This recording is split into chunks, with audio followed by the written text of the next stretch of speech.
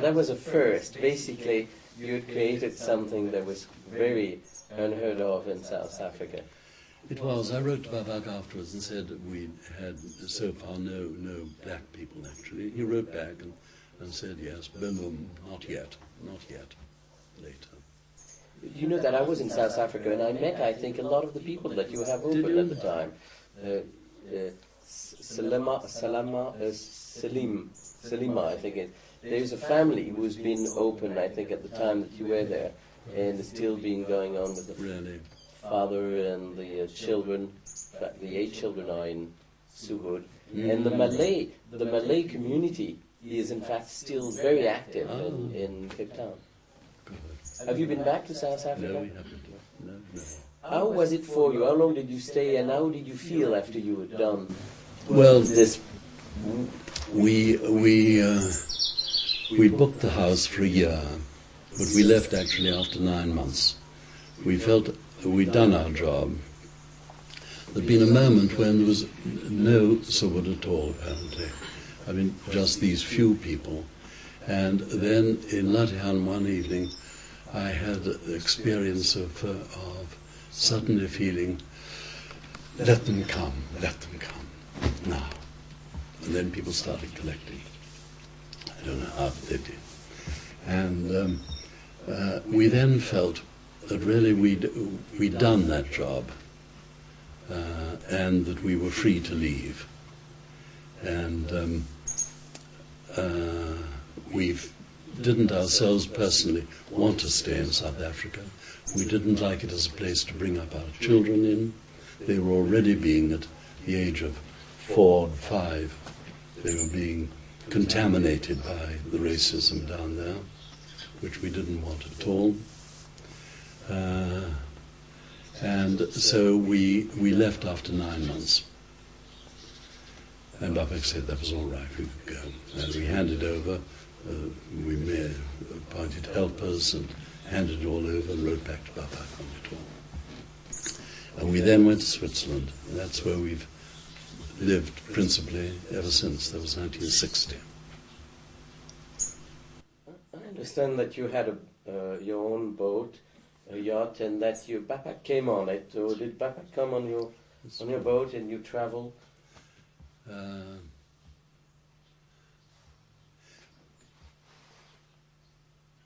Or is there something you would like to say before that? Hubert, I want to say that I'm so impressed by the story that you're telling us, because there is so much trust into the way that you acted on faith, also on what Babak asks you to do. Could you give us a little about how did that trust came from, and how did you, without much, it appears, doubt, went into doing what Babak was asking you to do and took it upon yourself to accomplish it well? I think the answer to that is the contrast between before we started in SUBUD at all, when you have to imagine a period when there was nothing written about SUBUD, when there were no people in the West doing the Latihan at all. There was no information except through Hussein Rafi only, so that we only had Hussein to rely on for answering questions, resolving doubts, and the general lines of SUBUD itself. And at that time, at first, I must say, I felt considerable doubt about it before I started. And so there was no trust, there was only doubt in a sense, with a deep feeling that I wanted to start on this experiment, it really was. Compared to later, first of all, the moment the Latihan started, and I began to have my own internal experiences, which confirmed everything I'd come to before, I began to have the feeling of clear acceptance, faith in the right outcome, problems to be gone through, which we had, but the certainty and feel of trust grew as we went along. And then, once in contact with Bapak, there were really no questions of doubt at all. And our experience with Bapak was dual in a way. I remember Iksan saying, you know, when I'm with Bapak, sometimes I feel, oh, very nice, very cozy. I know Bapak is so nice. And then suddenly I see what Bapak is, and I go to the far end of the room. That's what it is. And in a sense, there was that combination for me in Bapak. There was something extremely remote, extremely strong, untouchable, and at the same time, in a different sense, very cozy family, if you were on that basis with him.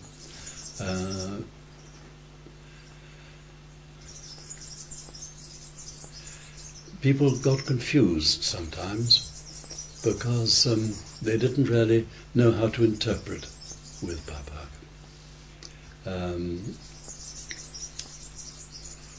Bapak, if somebody would ask, would it be good to do something, sometimes Bapak would say, bike, good.